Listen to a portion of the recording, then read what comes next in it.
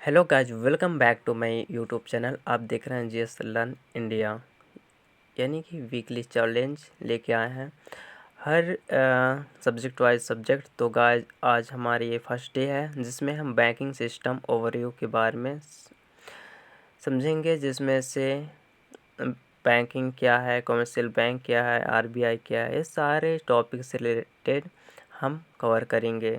तो गाइज आप चलते हैं वीडियो की ओर। और गाइज आप यदि न्यू हैं तो प्लीज़ चैनल को सब्सक्राइब, लाइक, शेयर ज़रूर कीजिए, ताकि मैं ये प्लेलिस्ट की दौर पे ये टॉपिक्स वाइज टॉपिक्स कवर होते जाएंगे, तो वीडियो पे बने रहिए। तो गाइज हम सबसे पहले हम बैंकिंग की परिचय और इसका महत्व के बारे में जानेंगे कि इसका बैंकिंग का इंट्रोडक्शन क्या है और इसका इम्पोर्टेंट टॉपिक्स क्या है। तो गाइज हम सबसे पहले बात करते हैं बैंकिंग का अर्थ क्या है। गाइज ये बैंकिंग वह प्रक्रिया है जिसमें व्यक्ति और संस्थाएं अपने धन को बैंक के रूप में जमा करते हैं। ठीक है गाइज, यानी कि बैंक में पैसे के रूप में जमा करते हैं, यह ऋण प्राप्त करते हैं और बैंक के अन्य वित्तीय उत्पादों का उपयोग भी करते हैं। बैंकिंग प्रणाली जो किसी भी देश की आर्थिक और वित्तीय व्यवस्था को संतुलित करने में मदद करती है। तो गाइस कुछ इस प्रकार से अर्थ है।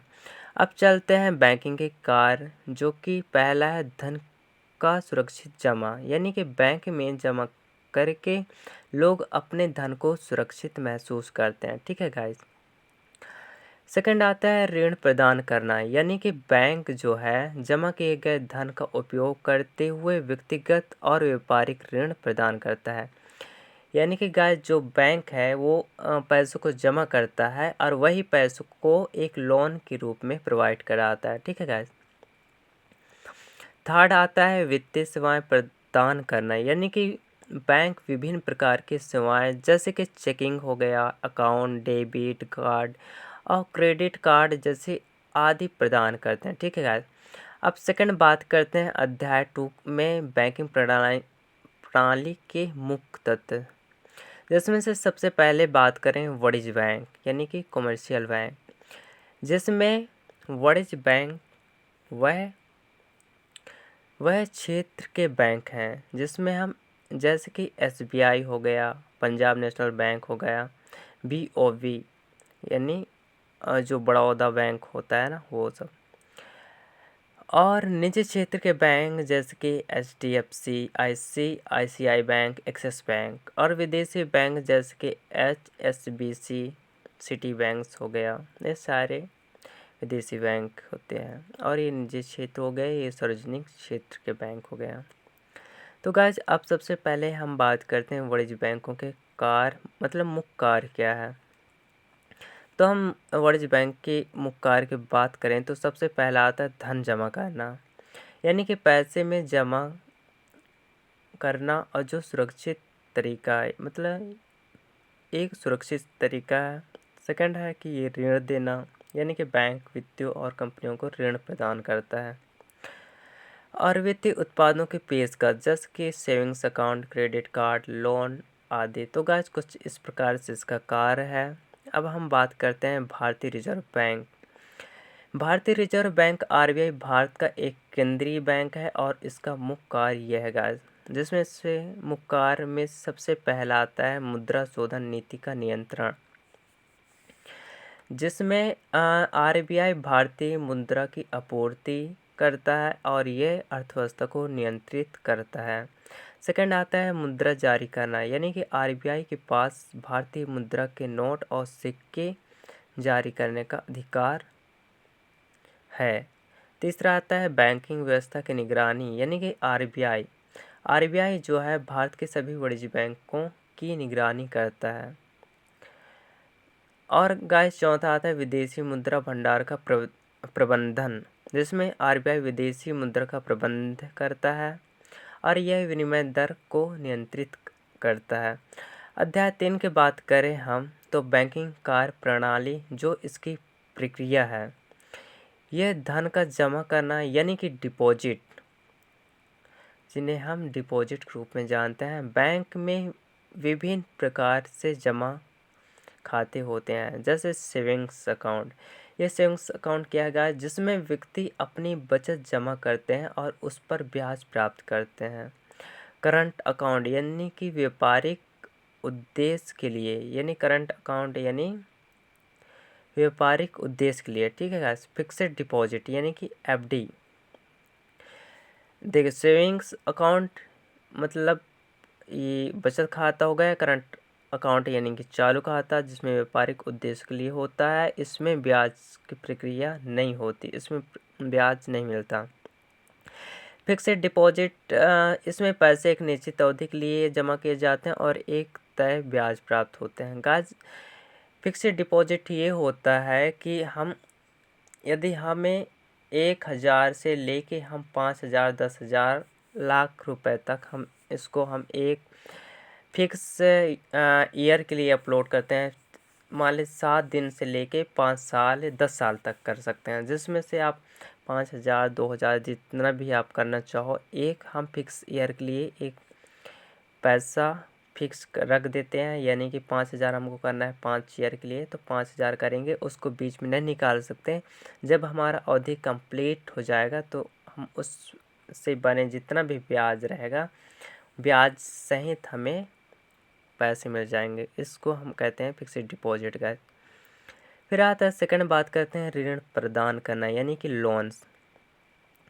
बैंक ऋण के रूप में जमा किए गए धन को व्यापारी, किसानों और आम नागरिकों को प्रदान करते हैं, जिन्हें हम ऋण के प्रकार कहते हैं।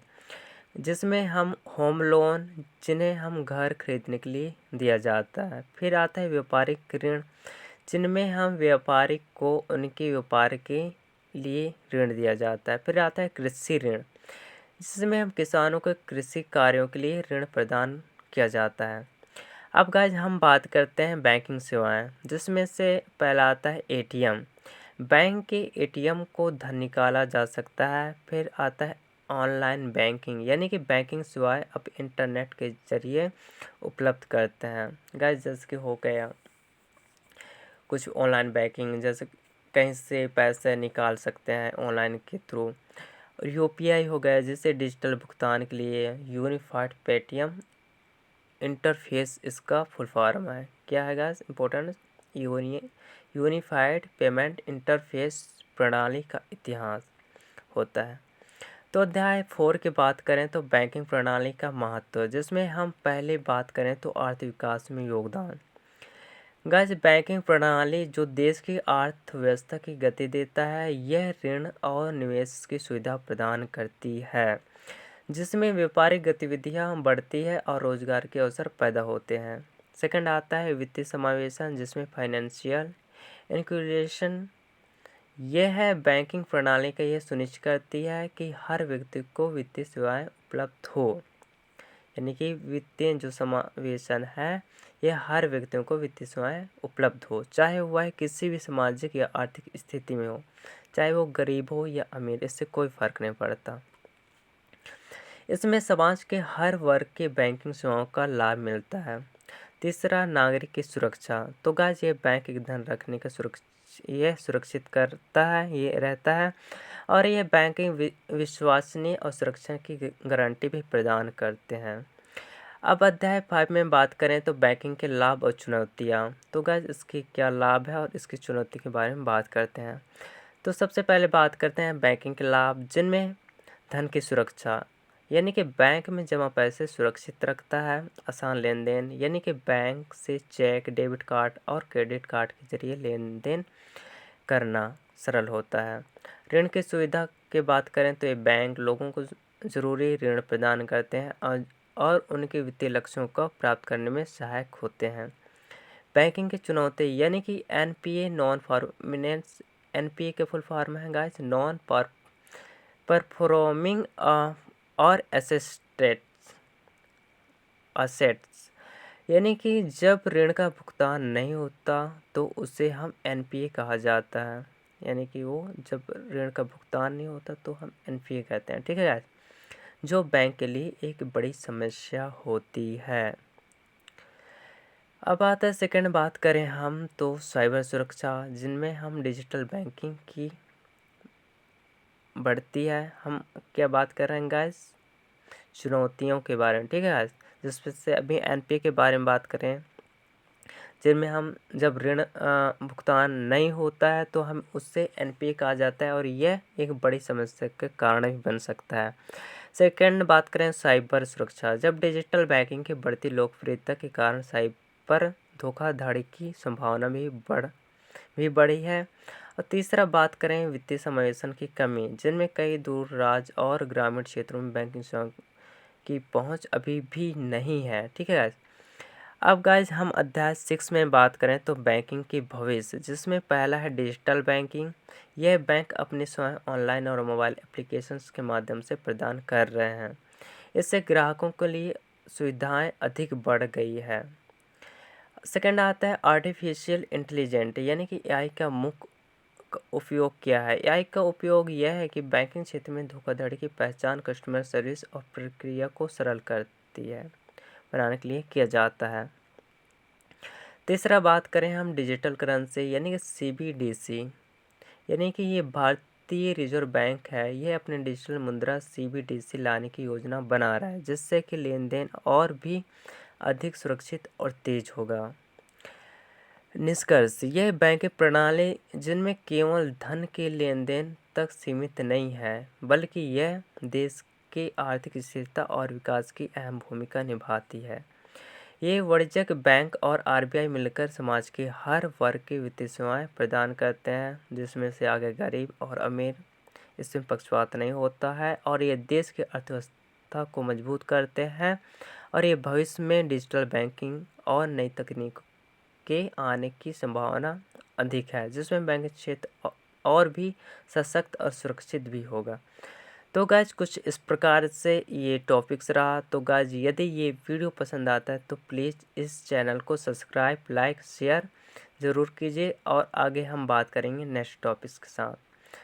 तो गाइज आपको इस टॉपिक से रिलेटेड आपको नोट्स से बना लीजिए और यदि आप न्यू हैं तो प्लीज़ इस चैनल को सब्सक्राइब कीजिए ताकि हमें एक मोटिवेट मिले और हम आगे और भी अच्छे से अच्छे टॉपिक से रिलेटेड बात करेंगे। अभी डे बाय डे हम वीकली चैलेंज के साथ हम जाएंगे, तो हमसे जुड़िए और हम साथ में लेके चलेंगे वीकली चैलेंज को। तो गाइस हर एग्ज़ाम में पूछे जाने वाले और इम्पोर्टेंस रहेंगे और हम एक जागरूक व्यक्ति भी बनेंगे, जिससे कि हमें हर प्रकार के धोखाधड़ी और बैंक के नियम कानून के बारे में जानेंगे। तो गाइस कुछ इस प्रकार से ये वीडियो रहा, तो प्लीज़ इस चैनल को सब्सक्राइब कीजिए। अब हम बात करेंगे नेक्स्ट टॉपिक के साथ। Take care guys.